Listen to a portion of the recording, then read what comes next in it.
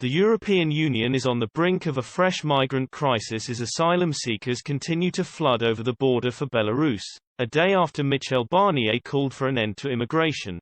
Lithuania is reporting soaring numbers of illegal migrants entering its country from outside the bloc. This has led to ministers from 9 EU countries demanding that Brussels gets wise to the Belarusian regime using asylum seekers in a geopolitical war against the bloc. Local officials in Lithuania have now reported more than 4,110 people have illegally crossed into their country via Belarus. EU officials accused the country's strongman leader Alexander Lukashenko of deliberately facilitating illegal crossings as revenge for EU sanctions against his regime. It has been claimed that Belarus is actively helping people smugglers transfer migrants into Lithuania and Poland. The would-be asylum seekers arrive in Minsk, mainly from Iraq, via direct flights before being allowed to travel to the EU's borders. One European official described this as a desperate move to put pressure on Brussels over the sanctions. A joint letter from Austria, Belgium, Cyprus, the Czech Republic, Germany, Denmark, Greece, Lithuania and the Netherlands called on the EU Commission to respond to these tactics. The group of nations said the use of illegal immigration to fight battles is a new trend in geopolitics. Belarusian President Lukashenko, Europe's last dictator, has previously been accused of waging a hybrid war against the EU.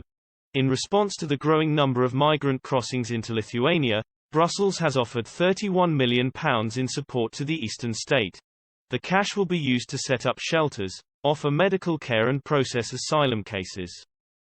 Lithuanian Premier Ingrida Simonite told the Politico website, "We appreciate the initial Commission's assistance for tackling organized irregular migration to Europe via the eastern EU border. All our efforts are and shall be addressed to protecting the EU from the networks of people smugglers." The uproar comes just a day after Mr. Barnier, the EU's former Brexit negotiator, insisted that European immigration policy does not work and time should be taken to review the rules. The Frenchman, who is mounting a challenge against Emmanuel Macron in next year's presidential election, has faced for non-EU immigration to be stopped for up to 5 years. In an interview with French radio, Mr. Barnier said, "Overall, immigration policy does not work in Europe as it does not work in France. That's why I'm making this moratorium proposal.